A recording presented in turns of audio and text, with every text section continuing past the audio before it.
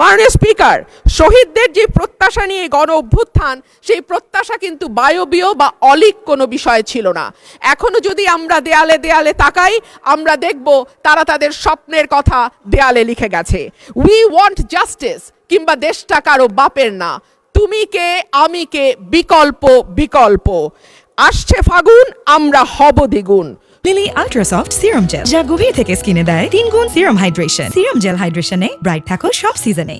শোনো মহাজন, আমরা অনেকজন, change the rules, be a voice not echo. দিনে নাটক, রাতে আটক, নাটক কম করো প্রিয়, হামাক ব্যাটাক মারলু কেন?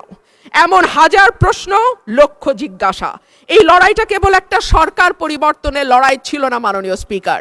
যেই কথাটি আমি বলেছি, একটা স্বপ্ন, একটা নতুন বাংলাদেশ, সকলকে নিয়ে সকলের বাংলাদেশ গঠন করবার একটা স্বপ্ন নিয়ে এই গণ অভ্যুত্থান হয়েছিল।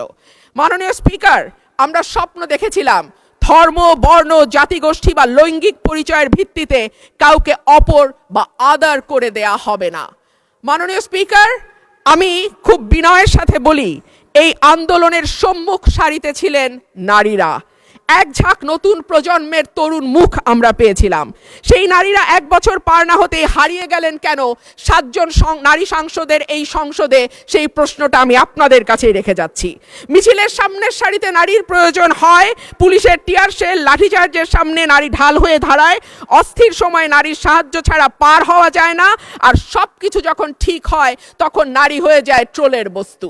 নারীর পোশাক, নারীর চেহারা, নারীর কথা, নারীর হাসি, সব কিছুই তখন হাসির খোরাকে পরিণত হয়। মাননীয় স্পিকার, আমি আপনার মাধ্যমে আজকের সংসদে আরেকটি কথা বলে যাই।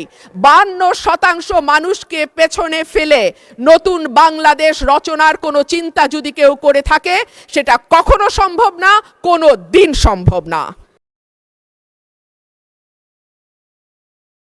Lily ultra soft serum gel, যা গভীর থেকে স্কিনে দেয় 3 গুণ সিরাম হাইড্রেশন। সিরাম জেল হাইড্রেশনে ব্রাইট থাকো সব সিজনে।